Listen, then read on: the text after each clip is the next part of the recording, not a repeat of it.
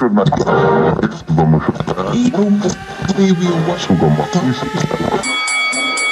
and gentlemen, welcome to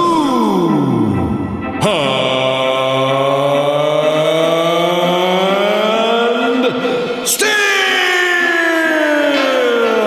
Boxing! Welcome to And Still Boxing, your go-to podcast on all things boxing in Australia and around the globe. Whether you're tuning in on your favourite podcast platform or watching us on YouTube, we're glad to have you.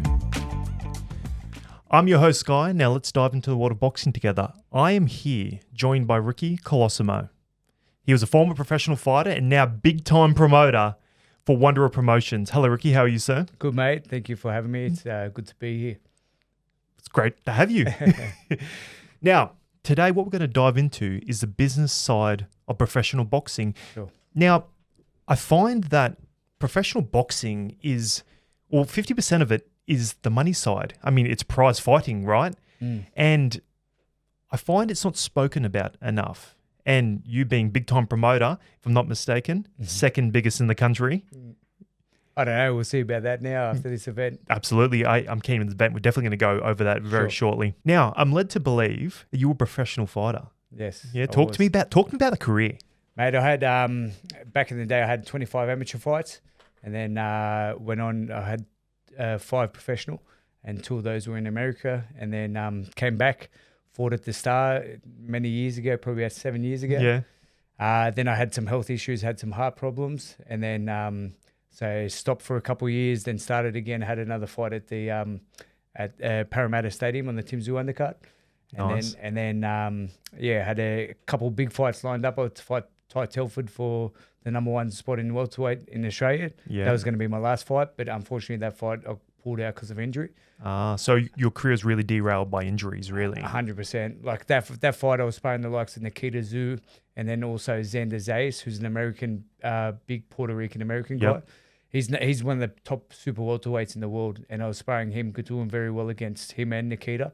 And unfortunately, just 2 weeks before the fight, sustained a bad shoulder injury from Nikita in sparring Nikita as well. Really? Yeah. How'd you go against Nikita Zoo?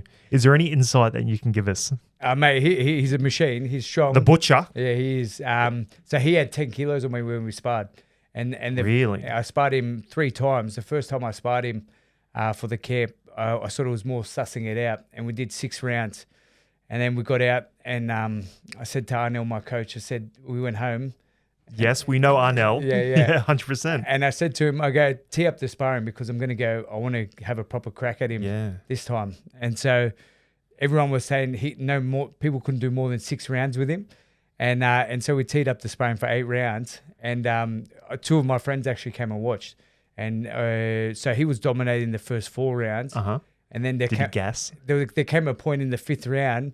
He took a step back and he dead set looked at me. It was like a moment of realization. Hey, I'm here with a live dog. Yeah. He just thought he goes, man, this guy's not going anywhere. Yeah. Like that was the look. And then so then I sort of stepped it up then. And then from my mates were saying after, they go, mate, from rounds 4 to 8, you're dominating. Which was mad. I loved it because even in the last round, we're just going toe to toe, and we're there, we're looking at each other, and I was calling him on, going, "Come on, let's go." And then I'm not afraid. Yeah, and then the final bell rang. He just looked at me. He shook his head. He goes, "Mate," he goes, "You are a fucking warrior." Yeah. You know. Listen, I've got a story about you. Yeah. So a man that I know is a personal trainer. Yeah. He says that I think it could have been at North Sydney PCYC, possibly that location. Have you ever trained there? I have, yes. All right, perfect. Well, that must have been location. Yeah. Anyway, he saw you and he was like, "Listen, man," he was only telling me this recently. He goes, "Listen, man, I've seen a million amateur fights, constantly seen people on the pads and all that." But he goes, when I was asking about you, he goes, "The smoothest man I've ever seen on pads was you." Really? He says it was so clean. He said, beautiful to watch. And this man isn't a boxing coach or anything like that. He's like a personal strength and conditioning coach. Sure. And he goes, "It was so smooth and beautiful." Loved it. So, listen. Good to hear. Thank you. Yeah, absolutely. And listen, I remember watching that last fight on the Tim Zoo undercard, Parramatta. Yep. And I believe this was the one with the head clash. Man, I tell you what, that guy was lucky to get to get through, like to get it stopped by the head clash because you were coming. You were coming. 100%. You're looking great. You're looking shredded and strong. I'm like, my goodness. Yeah. You know what was funny for that fight, because I was dealing with Matt Rose in the lead up, and I said to him, I've got messages on my phone to him and Ben Damon and that. And I said, I only want to fight one of the top guys. I said, because I've got a pretty big following. And I said, I don't want to fight anyone that's below me, because I said, this is my intention to win the Australian title. And I said, you only match me against one of the top guys or whatever. And I said, we'll be willing to raise $10,000 for the opponent as well. Sweeten the purse. 100%. And then so he called back, and I gave him 4 or 5 names on the list. They were all guys in the top 10. And he called back. He goes, mate, no one wants to fight you. He goes, we've got this. That's fight. a compliment. It made it very difficult, but it was tough. And then so they said, we've got this guy. I'm a welterweight. They said, you have to fight him at super welter. And I looked him up, and I'm like, mate, he's not at that level that I want to be at. Yeah. And he goes, well, you've got a choice. He goes, it's either you're going to fight this guy, otherwise you're not going to be able to fight. And it really comes down to, as well, if I'm not mistaken, like who's ready, who's trained, like who's like G'ing up for a fight. Like, it's kind of hard to time it like that. Absolutely. And you'll have that inside knowledge now as a promoter, like the other side of the coin. Of course. And mate, it's being the promoter side, it's not easy, and I've seen a lot of like just the way it works on the other side, and actually trying to find the suitable opponents for the right guys.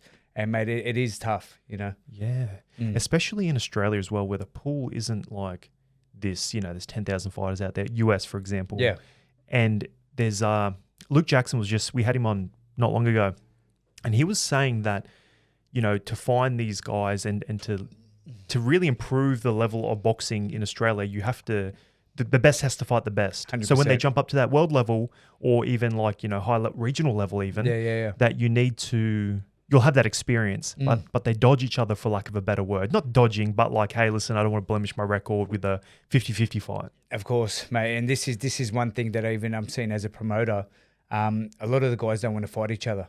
And I've said to a number of the guys that because I'm managing a few guys as well, and I've said to them, look, I said, if you want people and Aussies to get behind you, they want to see you as the underdog taking on the bigger guys. Yeah. And they want to see you have a battle that's hard, which is going to test you, but you're going to overcome it. And I've said, like, when you fight internationals or bring guys from overseas, it's not the best look, because people see that and they say, oh, this guy's just fighting easy beats or whatever. They want to fight and see 2 Aussie guys go head to head, and may the best man win. You know what? And that's probably where like Tim Tszyu really cut his teeth in Australia. 100%. Because like there's, at the time Jeff Horn was the guy, beat Manny Pacquiao, big names, went to US, obviously lost against Crawford. Yep. However, it was the changing over of the torch, the passing of the torch.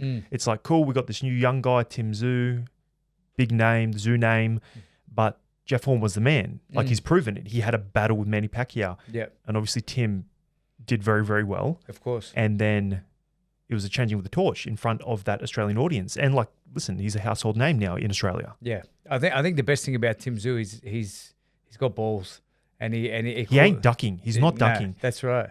Man, side note. Yeah. When he took that Fundora fight, I was sitting here and we're breaking it down, and I'm like, listen, I've always been of the opinion is that those guys that take that last minute fight, 2 weeks, sweet, no worries, man, they're the ones that cause the upsets against the superstars. Yeah.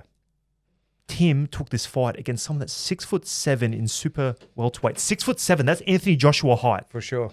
Juggernaut. Yeah. And then he was winning that fight, in my opinion, and as soon as that cut happened, horrible cut, bleeding profusely, man, it changed the game. The timing was off. Tszyu would have knocked him out if 100%. And I said to people in the lead up to that, I said, this guy's going to be a big problem for him, because his style is completely the opposite to what the other guy he was prepping for was. Exactly. It's that 2 week, oh, cool, now we'll be right. Man, this guy, even if this guy's similar height or something, yeah, sure, he'll get through it. But this is unique, and he took it, man, and he didn't duck. But you know what's crazy? And I was thinking whether this was a marketing trick or a tactic by No Limit, that if they did, it was genius, because I went and saw Tim spar just before he left for America.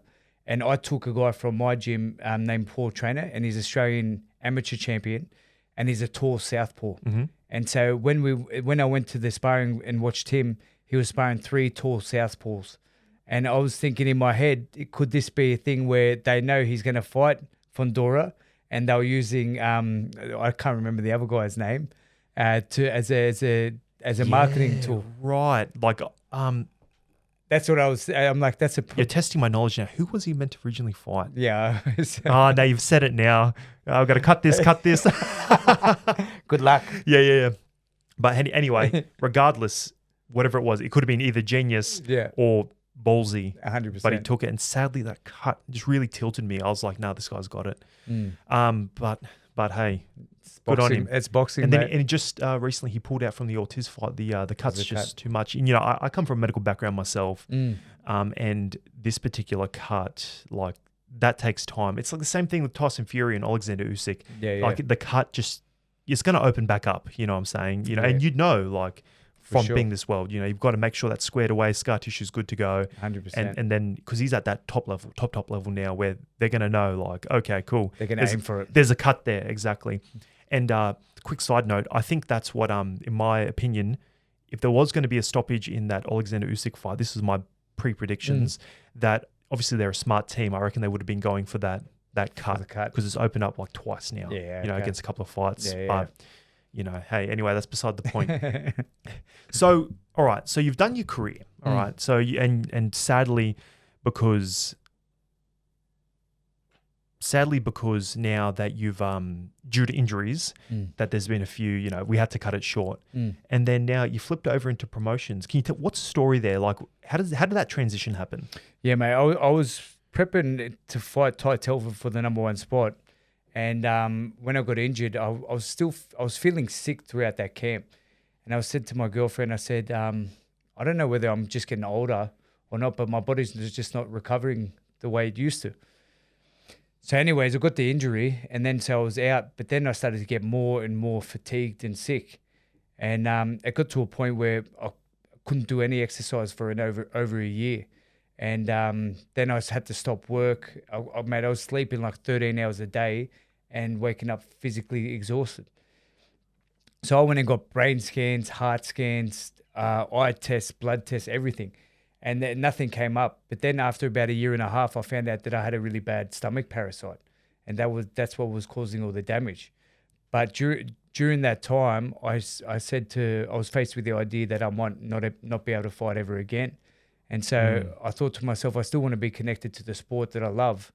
And I said, what's one way I can do that? And I said, if I can't coach or I can't fight, I said, the next best thing is promotions. And a big reason why I used to fight is to be an inspiration for the next generation. Yeah. And be a role model, be all that sort of stuff. And I thought, well, this is going to grow the platform for them to do that themselves. And so I reached out to Isa from, she's the head of PCYC Boxing in Australia.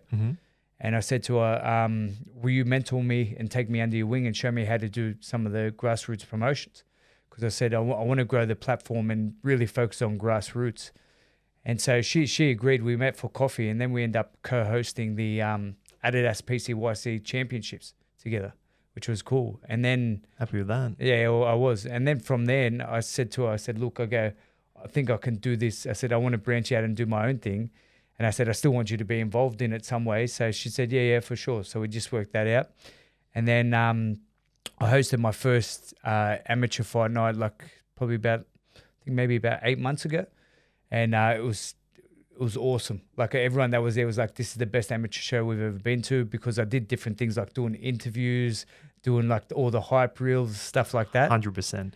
And exactly, that's a unique point of difference. Unique selling prospect. Yeah, exactly. It and it gives them that experience, the big ring walkouts, interviewing, and it's creating the hype. Hey, that's the promoter stuff. Yeah, for sure. And it's a big thing that I think, like, because I remember back when I was fighting amateur, I never wanted to fight, like some fights I had in the back of a shed. And I was just like, man, there was no novelty or no sort of stardom. No experience. Yeah, that's right. And then I thought to myself, if I can create this for these young guys, they're going to love it and they're going to promote it because they've never experienced anything like that before. 100%. So it's a win-win, really. Yeah, and that's right. And like if they do step up to a bigger stage, I'm talking, nationals, maybe international. Yeah. They're going to have those reps. They're going to have a camera in their face. They're going to have a microphone in their mouth, like what we're doing now. Yeah. And look how, so natural. Thanks, mate. You're most welcome.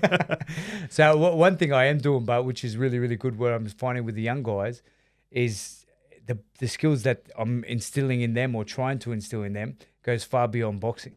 And so it's things about doing the public speaking, getting up in front of people speaking. It's looking at things more from a business perspective. And it's like, so they're essentially got to be they are their own business. And especially if these guys are going to take it serious and become pros, like I'm mentoring a lot of the younger pro guys that are coming through now. Yeah. And I'm saying to them, you got to take it like you got to be a business. And so, that's the way it's going to be. If people get behind you, they want to make sure they're investing in a good business, Exactly. Someone squared away that's doing their training. Yeah. And things like that. Yeah. Tell me, so boxing has had like a dodgy past, right? Like, listen, you look at some Australian boxing or whatever back in like 10, 15, 20 years ago, like they'd bring people over here and like people like, oh, that was a bit of a dodgy fight. That seems a bit under the, under the table things, and it's that bad perception. You think of like the Don Kings in the US, Of course. Like they're just ripping people off. Yeah. Notoriously like Mike Tyson paying $20,000 for towels or something like that. Like if that happens to these young people, they're going to become really disenfranchised with the sport. And like, for example, talking to some other notable names in boxing, they were like, hey, listen, I've come up for fights and then I haven't gotten paid. I've broken even. Like, is there anything that you're instilling or doing differently to avoid that? Yeah, mate, it's definitely a prevalent thing in the sport, and I think a big thing from my angle, because I'm a fighter, I've seen that side of it, and I know how much these guys sacrifice and how hard it actually is to make it as a fighter. And so a big thing what I want to get to is a point where it's like, so essentially there's always an A side and a B side in any fight, right? And so in Australia or in most countries, the A side normally has to cover all the costs for the B side. That's the business side of it. And so, for example, if you got a guy who's a favorite in a fight, so you then look for an opponent for him, and then he's got to make sure that he covers all the costs for the opponent. For B side. For the B side. And the reason why that is because he's the favorite, and so the other guy's taking the risk by fighting him, so he's got to get paid for taking that risk. So just say you take someone over to the States, all right? Some big name, all right? And they go, I want one of your boys. Okay. Is that the same principle when it goes overseas? Like, yeah, we're going to pay for your flights, X, Y, Z. So there's two parts of it. So if it's a 50-50 fight and both guys are like good chance of winning, then normally there's no covering anyone's costs. That's but the promoter will cover the cost of bringing the guy over in the flights. But essentially, like in Australia, if that was to happen, a 50-50 fight, then both guys win if because they're both making good money. Essentially, that's the way it should be. And a big point where I want to get to, even with the promotions, is that the A side doesn't have to cover the B side's costs. That's going to be a big business win for them, and it's going to make it a lot more attractive for them to fight on the shows as well. On your particular shows, yes, correct. Yeah, right. And you know what? It's really interesting to hear about this business side because, people are like, oh, he won't fight him because, he's ducking, whatever it may be. But often it's a money thing, isn't it? The money doesn't make sense. 100%. And I can see why a lot of promoters don't put on some fights because the dollars just don't add up. And it's like, say if a guy wants a purse of 15K or 20K a purse, to actually make that work from a business perspective, you've got to get sponsors. And you need sponsors to get on board and want that fight to happen. So they got to invest in paying the purse or covering the costs of the fighters. Sweeten it like you did. Yeah, exactly right. Because otherwise, if they don't, to sell that amount of tickets, you got to be in a massive stadium or you got to sell high-end tables. Like to cover that amount, you'd have to sell like just to 15 grand. You'd sell maybe 7 tables. Yeah, and like what, 10 grand a table minimum? Yeah, that was big money. Yeah, 100%. And like, I think Luke Jackson was saying to me, he sold 50 grand worth of tickets, right? He's got a big following, you know, decorated boxer. Yeah. He got $2 grand bonus. You know, like, I don't know, like it's one of these things where it's like, you got to take care of them. I feel like $2 grand isn't, you know, 100%. the lemon's not worth the squeeze almost, you know? I feel like historically there's been a lot of a big thing what I want to do because I'm a fighter myself is to come in and look after the fighters. 100%. And so they don't get disenfranchised. That's right. And because if you look after them, more and more people are going to want to fight on your shows because they know this guy's in it for the right reasons. Yeah, he's going to square you away. He's not dodgy. That's right. So my sort of philosophy or my idea in thinking it coming in is because I want to grow the sport as well. It's not just to be greedy and take all the cash off the table because I'm playing the long game as well. And it's crazy. You know? Hey, you know what? It's actually really nice to hear that because like a few years ago, like I even floated the idea of like, oh, I could become a promoter. You know? Yeah. You know, like because I had the same ideas as you because I'm very much a boxing purist. I love the sport. Like I just want to see him happy, you know. Big fights happen, but I just want to see, you know, make sure they're squared away. Sure. Financially, you know. Anyway, I was looking into it. I'm like, God, this is expensive. You know. Mate, it is. And then unless you got a bit to of put backing, on a fight, that is. Unless you got a bit of backing to actually put on the fights, it's tough. Yeah. You know, because there's so much unforeseen costs that people wouldn't even think about, like paying for doctors, paying for combat sports accreditations, paying for this, paying for that. It does all add up for sure. Yeah, 100%. So tell me, how do you find your fighters? So obviously we've had a couple of shows. You know, we're having positive feedback on everything. You know, you've got the facilities, you've got the good mentality. Yeah. You know, how do you find your fighters? So obviously you've tapped into the grassroots side of the house. You're building these people up, and you know to potentially turn pro or be decorated amateurs, then turn pro. Yep. How do you find your guys? So are you talking amateurs or pros? Well, let's go pros. Okay. So say for the pros, because I was a fighter myself and I'm still sort of fresh in the scene, not like I've been in the scene for a while, I've got a good rep from my fighting days. And a lot of people know me as like this guy's, I'm a stand-up, I would like to think of myself as a stand-up guy. And so when I came in and said I'm starting doing the promoting, then these people got attracted to wanting to work with me. So they reached out to me. And so I had a couple of young guys that come on board straight away. And they said to me, would you mentor me? And so I started just through managing them. And then so there was a couple of them that I built out. So they was talking about doing sponsorships.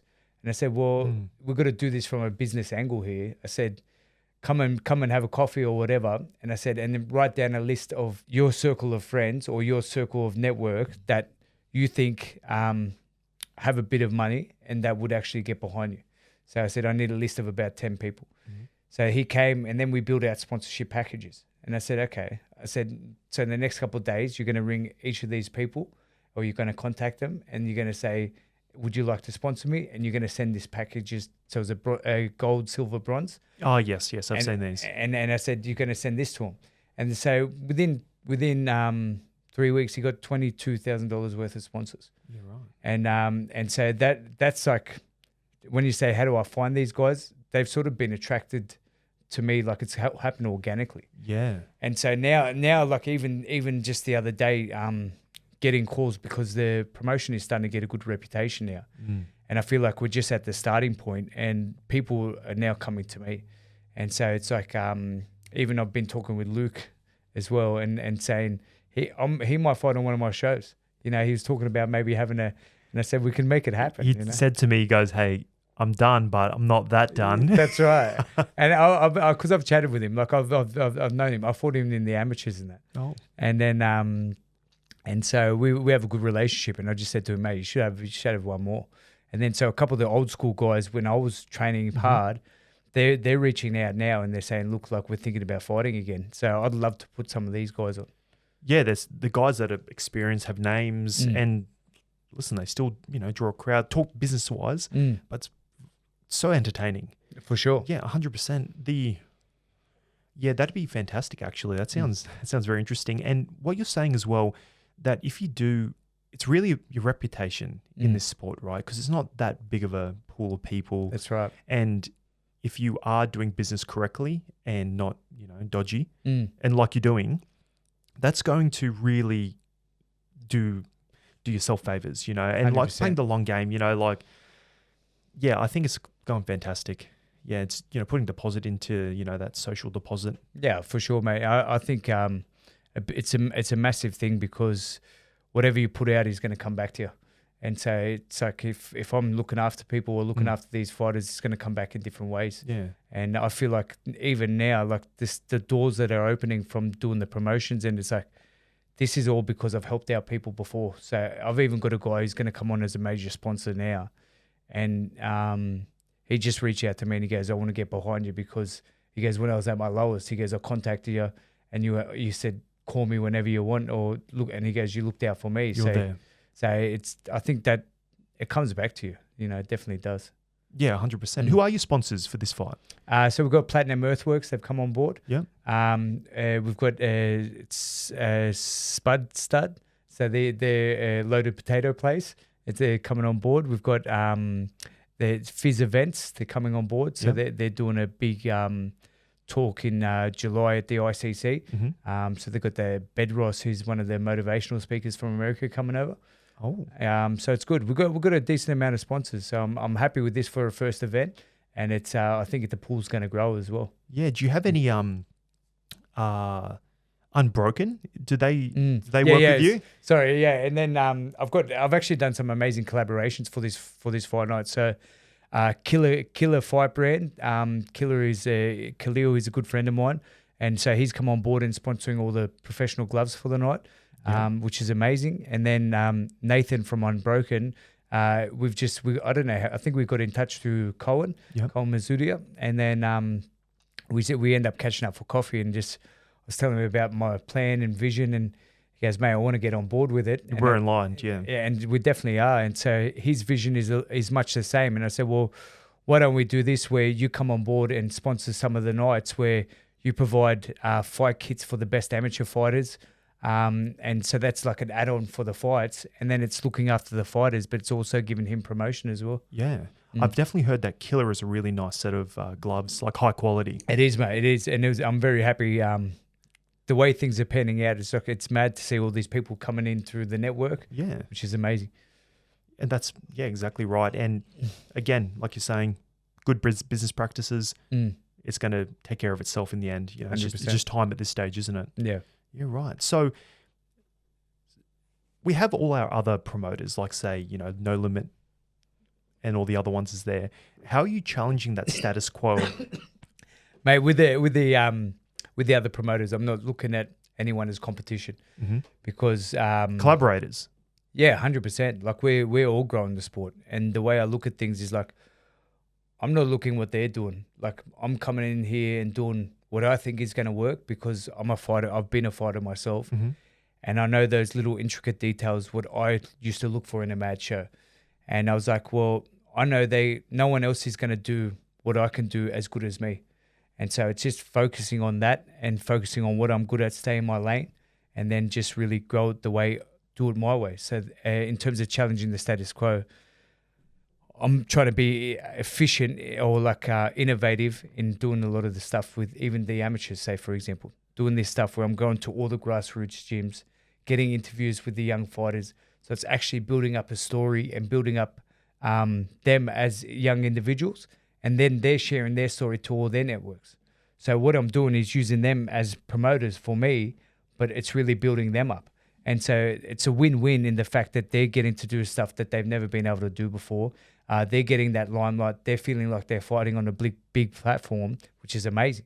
You get excited about it. 100%. Like when I was fighting, I'd love to do something like that. You know? Yeah. Practicing that craft and that other factor, I think, with being a professional boxer. All right, there's two here. Yeah. We have one where it's like you're the quiet guy, but just delivers bulk knockouts. 100%. Like Triple G. Yeah. He's like, very good. I box Mexican style, just kills people. Yeah. Or that other hand where you're a big trash talker, that confidence, whatever it may be. I don't know, Tyson Fury, for example, obviously he can fight, but that also, that showmanship exactly that you need. And I find that this ties into another thing also Luke Jackson was saying some pretty interesting things, is that and I've observed this, is that there's a phase here, right, where as you're an Australian boxer, right, and when you're too almost outspoken, okay, the community, the boxing community or the Australian community, They don't like it. They don't like it. They're like, nah, what happened? You've been the other dog, been the quiet, nice guy. Now you're talking too much. You're too much of a... It's a cultural thing, right? 100%. And I find that very fascinating because in America, that successful, big talker, they love it. They get it right around it. But then we come over there like, yeah, I'm feeling good, trained hard for this, just a sensible, For sure. level person. It's like a cultural thing where you're not going to get too big of a trash talker. And someone that tried to adopted that type of, mentality to sell tickets. I guess you got two kinds of people here. Yeah. One with Anthony Mundine. He was the bad guy, if you will. He sold a lot of tickets. Yeah. That's really what it is at the end of the day of professional boxing. Of course, yeah. And the other phase was George Kambosos. I remember very vividly that when he was fighting Teofimo, right, he was, listen, I've got my head screwed on, like we're training hard for this, he's very calm. But then once he snatched those titles, and then he flipped to that other side, like the first Devin Haney fight here, he was like, Cocky. more cocky, and like more, shit talking, I guess, is, for the tickets, whatever it may be, and you have to do that. You have to be a bit of a showman, but it was a bit of a flip. And I noticed that just amongst, my circle and the people that I know, we talk about boxing, when he beat Teofimo, they were like, oh my God, fantastic. I'm backing him 100%. But then it was just like They turned on him. They turned on him almost. Not like turned on him, but they're like, nah, I prefer Devin Haney being the quieter guy. Yeah, yeah. And I'm like, that's funny, like it's I think they call it tall poppy syndrome. Mate, you know what's crazy? Because I had 2 fights in America and I was training there with Buddy McGirt and I trained 6 months there. And the difference between Australia and over there, it's crazy the amount they talk. And say, for example, even before one of my fights, I was one of the only white guys fighting on the card. And I rocked up to the fight and I was by myself. I was with my coach and that. But we had to go in the doctor's room. And the guy I was fighting there was there with 2 or 3 of his other boys. And they all started mouthing off to me. And they were talking like they were going to smash me. And so I was intimidated. And I was like, I was also overseas by only a small team. That's right. And then I thought this guy must be able to fight because the way how confident he was, the way how sort of, and I'm like, well, like you don't have that confidence unless you're going to back it up. Exactly. That's how it is here. That's how it is, 100%. Yeah. And so I'm thinking in my head, I'm like, this guy could be good or whatever. And then because he kept looking at me, laughing at me and this and that. And then we end up getting in the ring and we walked to the middle of the ring and he looked at me and I looked in his eyes and I said, your friends aren't here to save you now. And then you put it on him. I put it on him. Me and you, man. And then you just see him switch. He went to water then, and I'd end up stopping him with a body shot in the first round. And it was we all like that. It was funny because, mate, like he was so confident and cocky. Yeah. And it was the American way of doing it rather than the Aussie way. We always stay quiet, and it's like it is the tall poppy syndrome here. Yeah. Yeah. It's just a funny thing, and sure, I get it being modest, and these are cultural things, but I feel like I don't know, we're not going to change anything. We're not going to solve it in this conversation. We might. We could talk all day, mate. We could talk all day about it. That's right. So just say, all right, theoretically, all right, I was a young amateur, nothing overly decorated, might have got a state challenge belt or something, something like that. As you do, just like, all right shape. And then I was going to transition to like, hey, listen, and I came to you, I want to go pro. All right. How would you go about that? With me specifically, as you can see. Well, I would have an honest, open conversation with you. Like, what's your methodology here, I guess? I would work out what your actual goals are. Uh-huh. I'll work out like how many fights you want to have, like how serious you are. It's like say what's your actual training like now? What can you actually commit to in your training? Because I'm a big believer that you can grow and do anything if you put in the work. And so, for example, if a guy is doing well and succeeding with like only like training 3 days a week or 4 days a week, then if you stepped him up and got him proper training to doing like a full-time boxing training, then he could be much, much more. Because if he's achieving at that level already, then and he actually put in 100%, then they become different beasts. And so I would find out essentially what your goals are, like also what your resources are in terms of who you have around you. Do you have anyone that's going to be able to sponsor some fights? And you'll be able to help me with, say, sponsorships? Yeah, 100%. Like I can definitely, a big thing what I've said to any of the guys that come to me is like, everyone has their own network, you know, like through family, friends, whatever it is, we all have our own individual network. And essentially at the very start, it's going to be their own individual network that are going to get behind them until they start being good and people see that they're good and they're like, fuck, I want to back this guy. Then that becomes a different story where other people outside come and start backing you. Yeah, exactly. Yeah, when you get up there a little bit. And it's a funny thing as well that, you know, these are just little observations I've made in this fight game. And it's very much the guys that also look the part, you know, like as in when I say look, I mean like they're shredded, like they look like athletes. Of course. You know, you take, you know, Anthony Joshua, for example, you know, when he came out of the Olympics, probably not the best, you know, he's a strong guy, but he was a giant. He looked fantastic. Yeah, you know? for sure. Then you take even Tyson Fury, he looked like, you know, how he looked pretty much all his career. the dad bod. Yeah. And like he started a lot smaller. Like as in popularity wise, you know, he had to do all his showmanship. Yeah. And like I feel like that's an element as well. Like that public perception, the marketing side of the house. Like, hey, do you look the part? Do you sound like the part? Can you obviously box? 100%.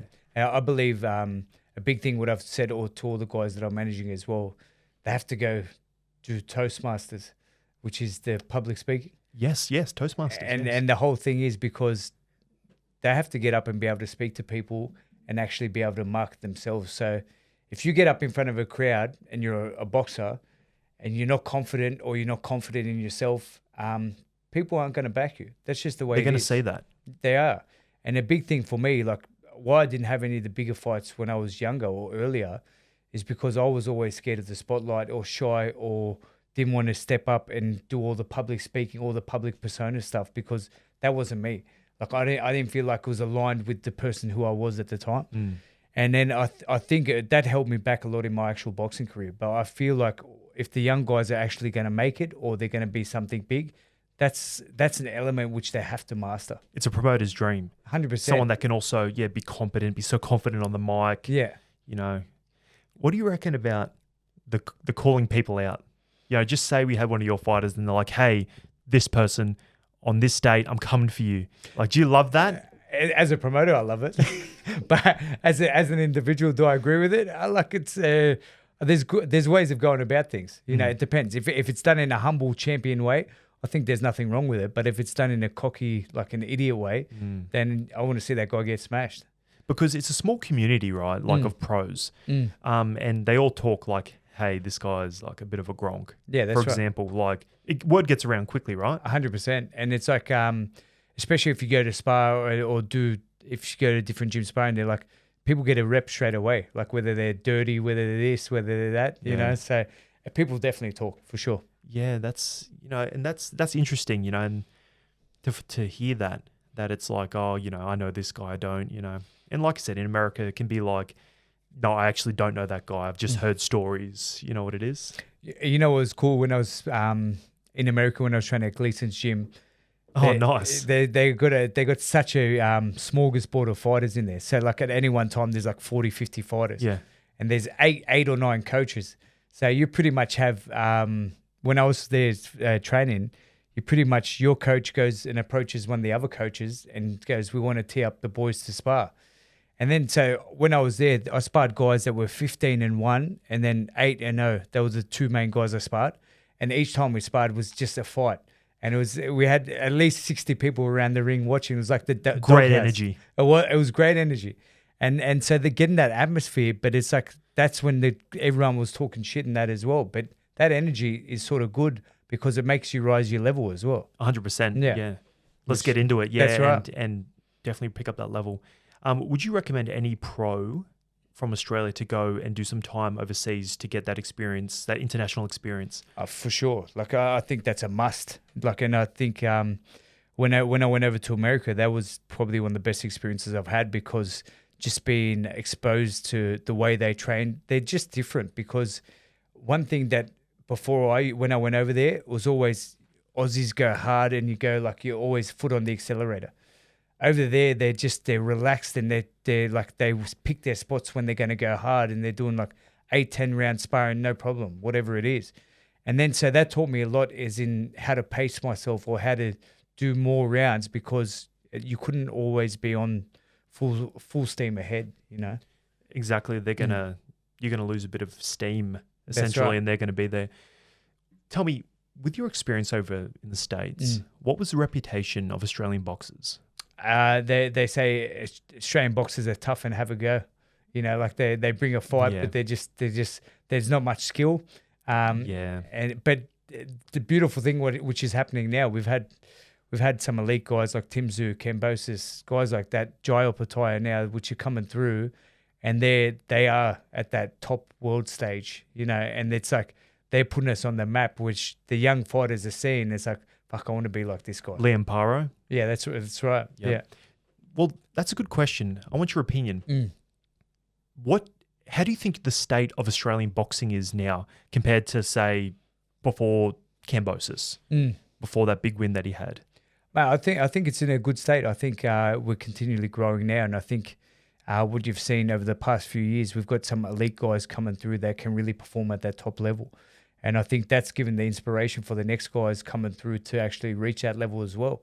So it's I think we're in a good state. I think we do need to build the grassroots because that's investing in the long term, and so. Even what I'm doing as a promoter or trying to do is that it's investing in the grassroots. So I'm reaping the benefits 5-10 years down the track, you know, and I think that's always what you got to think about, the next phase. Exactly, like that future planning. That's right. Yeah. And exactly, if you treat them right now, you know, your guys coming through, and the ones that some might not want to go pro, some might, but they're going to have a loyalty there 100%. Because you've treated them right. Definitely. That's a big thing for me. And it's because if they're familiar with me now, and they see that I'm looking after them now when there's nothing in it for me, then they're going to be loyal when there's money involved as well. Correct. Yeah. 2 questions. Why do you think that Australian boxing has taken this step? We have like 3 world champions, essentially all world-class fighters that you've just mentioned. Why do you reckon that's the case? And then it wasn't like that 10 years ago? Oh, because I remember when I was younger, so I was at the Institute of Sport Training there, and I was at a camp, and I think it was maybe 30 of the best fighters in Australia, all amateurs, and so I was sharing a room with Kambosos in that camp. There was other guys, the Maloney's were in there, like Sam RC, Damien Hooper. There was some top amateur guys. These are top guys. Top guys. And I was like, that phase of amateurs then, when they matured to pros, that was the level that we're at now. So George and that was at that level.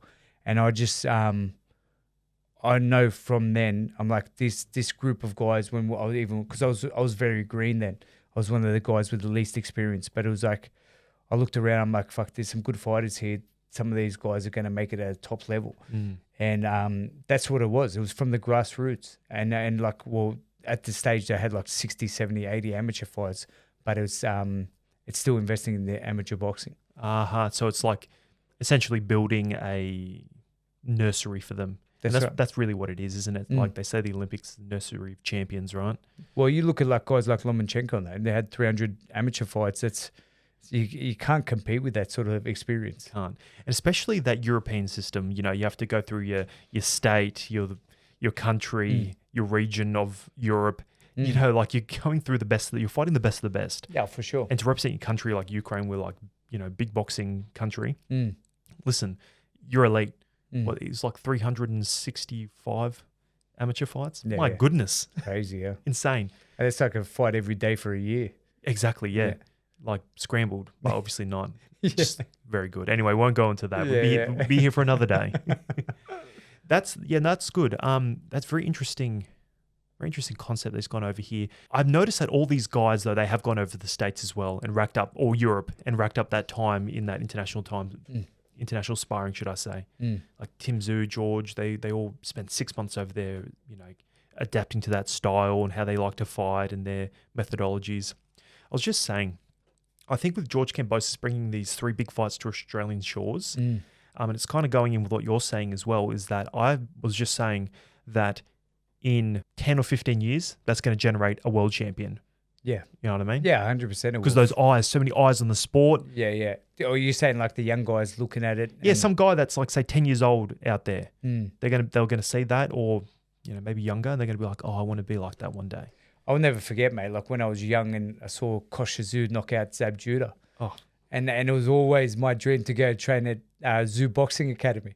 And like that was when I was young. Like I'm talking like 10 years old or not even. And then the craziest thing was when I was sparring Nikita for that last fight or whatever, I'm like, it just dawned on me. I sent a video to my best mate because he was young. We grew up together. And it was at the Kosher Zoo Academy. And I sent the video and I said, this is crazy because I'm sparring Kosher Zoo's son. And it's just like full circle moment. It was very much a full circle moment. I'm just like, this is crazy how things, and even for me, it's like you're like something dawned on me. It's like if you stick in it long enough and you put in the work, you can do anything that you want to do. You shock yourself. Exactly. Yeah, it's crazy. No, 100%. Here's some of my experiences when so I went over to the States on a holiday, right? Yeah. And this was unintentional, just so happened to be like this. And I started just going to gyms around. Yeah, mad. And I'm like, oh yeah, what about this one? So we went to LA and I was at a wild Card. card. Yeah. Nice. Yeah. But like wild card, for those who don't know, is split into two.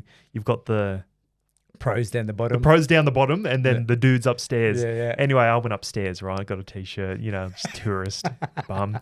But I I've just, and like at that stage, I just had my my last fight, very recent. So I was still kind of fresh. Yeah, fresh. Hey, looking good, feeling good. Anyway, we jump in and had this old guy come up to me. He's like, American guy. He's like, hey man, you want to do some pads? Yeah. And I'm like, good grief. Like he had like these He was just a bum from the street. Yeah, I'm like, no, listen, yeah. And he had like these leg braces on. I'm like, man, and like his arm wouldn't work properly. Like, and I'm like, he goes, $50, 3 rounds. And I'm like, what's going on? Like, Did you do it? No, then he's like, I'm Freddie Roach's brother. Oh, yeah. Yeah. Sit down, mate. Yeah. So I paid him $50. You actually did it. Yeah, I'm like, fuck it, sure, let's do it. Anyway, and he was like, he actually gave some all right advice. And like he was like doing this, that. I'm like, yes, sweet, And I was like, cool. Like, can I go downstairs? Yeah. No. Yeah. Did you move on then, or what? Yeah. So we went on, but here's a bit of a story. Mm. He was like extremely racist. Oh, he wow. pulled me aside. He pulled me in. He goes, "Hey, come here." Yeah. He goes, "Do you have any of these guys in Australia?" And I'm like, "Oh, no. This is too much for me, man." Yeah. Like he was dead serious, and I'm like, yeah, Was it actually Freddie Roach's brother? Yeah. I think it was. Yeah, Pepper Roach, I believe his name was. Okay. And I'm like, whoa. Is the ugly brother that no one hears of? But yeah, for good reason. Like I'm like, you are genuinely racist. Yeah, for sure. Anyway, then I went to Las Vegas. Like, we jumped around a little bit, and then I'm like, let's go to the Mayweather gym. And have you ever been there? I haven't been to Mayweather. How was it? Man, you know what? It was you go down this alleyway, like in an industrial area, right? Yeah. There's like some Chinese shop, down like, I don't know how to explain it. It's like an industrial area, if you will, right?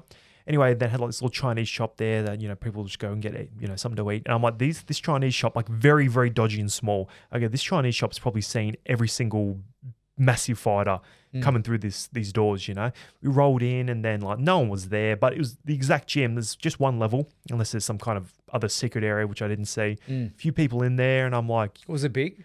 You know what? Not that big. Not as big as you think. Yeah, that's... And all the places where Floyd Mayweather would train, and you see, those dog rounds. What are they called? Yeah, doghouse. Doghouse rounds. It's the same place. And I'm like, this is pretty cool. Like being in there, hit the bag for a little bit. Bit of history. Like it was almost like a tour, but I didn't see anyone there. Did you go to Gleason's? No, I didn't. Okay. Mate, the old Gleason's is that's the best gym I've ever walked into because it had that old school feel to it. And it was, I think there's maybe 3 or 4 rings in there. It's just a big place. And it was like when you used to train in there, like it had that real New York feel. Yeah. Which I loved. When we were in New York, we wanted to check it out, but we just couldn't quite, didn't quite time up, Yeah, okay. But hey, tell you what did happen when I was in New York. At the same time, Jeff Horn was fighting Crawford. Okay. All right. And here we go, another good story. So get this.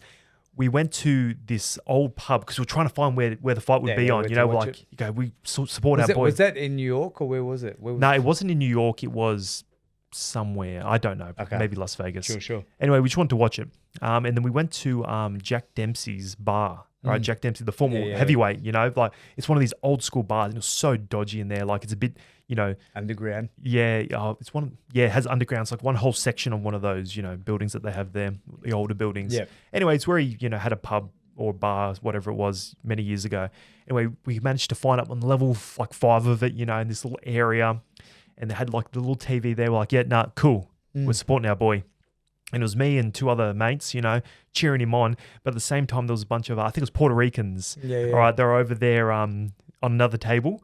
And What a good laugh. and they're going for Crawford, but we're going for our boy Jeff Horn, and we're like Nearly punched on. Yeah, we're giving him shit. We're like, oh, Crawford sucks. Yeah. It's pound for pound number 1. But at the time, we're like, yeah, let's go Jeff Horn. Yeah. And they're like, no, you guys suck. They're yelling at us and stuff. Jeff got bashed that fight. Ah, yeah, he did, but we still supported him. Yeah, of course. Gotta support the Aussie.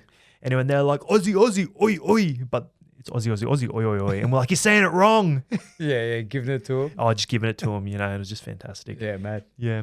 But hey, so tell me, who are the fighters to watch out on your promotion at the moment? Who are the guys coming through you think are going to make a bit of a wave? I think definitely Jaden Buan.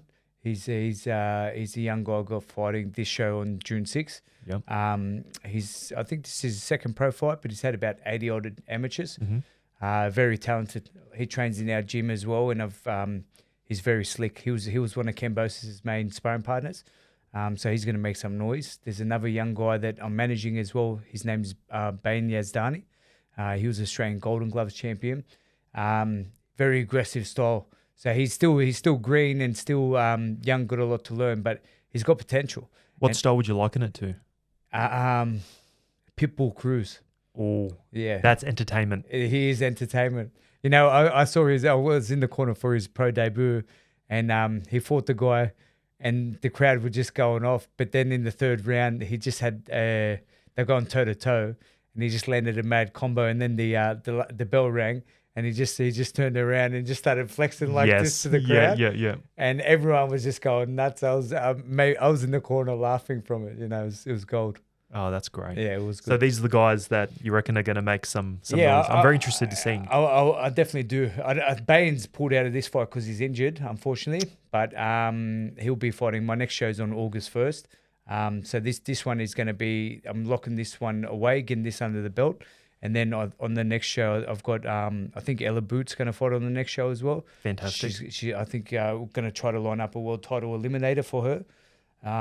So, mate, look, a lot of good guys are coming on board, and they're reaching out to try to get them matched as well, which is exciting. Exactly. And I'm led to believe that we're getting televised soon. We are, definitely. Yeah, so that's in the works, something coming up or something you can reveal? No, it's very exciting. So I've had, there's a new company coming out called Entain, and I've been speaking with the bosses there, and they've given us the rights to do televised fight nights. They said whenever you're ready. And so essentially what I've got to do is just I'm going to do a couple bigger shows just to get the model down pat. Yep. And then I'm going to put on a couple bigger fights as well. So I've had some meetings even with some of the NRL managers, and a couple of the NRL boys want to fight on some of the shows. So that might be potential, but it's I don't know whether I want to mix that in with the pure pugilist style of boxing, you know. Exactly. Now that opened up something there. You've opened up something there, and there's something about obviously NRL is very popular. Yeah. And seeing 2 guys go at it or someone that had beef on the field, you know, it brings eyeballs. But like I said before, I'm a bit of a boxing purist, and to see that, or like your Jake Paul versus Mike Tyson, 100%. Sometimes I'm a bit skeptical. I feel like Gallen is a bit of an exception. He's an athlete. He was an athlete, and he was a pretty solid boxer. Like I'm like, okay, yeah, I'll approve of that. You know, in my own head, I'm like, yeah, cool, I can see this. But he could actually fight. Correct. Yeah. I think some of these other guys coming in and they're doing a discredit to the sport because they're training for 6 months and think they can jump in there and just like steal the show. And I think I feel bad for some of these fighters that train their whole life and they're getting paid next to nothing for some of the fights. You know, amazing how that happens. It's crazy. And you know what? Exactly what you're saying. It's a marketing business thing. These guys have a name and a market.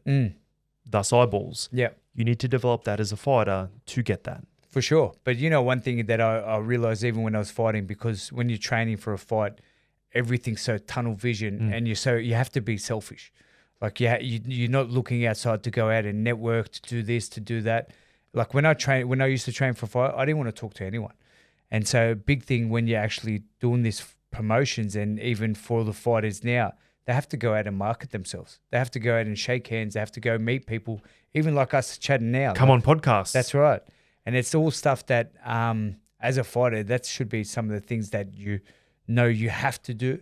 And even if you don't feel like it, part of the industry. that's part of your training, really, because that's a part of the whole package. It's not. It's Media training. fighting is one part of it. Like the actual idea of running yourself like a business and doing that. That's the pro side. No, you've nailed it. Yeah. I think that's exactly right. And sounds like, with your experiences, the connections, your own promotions, sounds like anyone that wanted to jump to that world, you're the person to come to.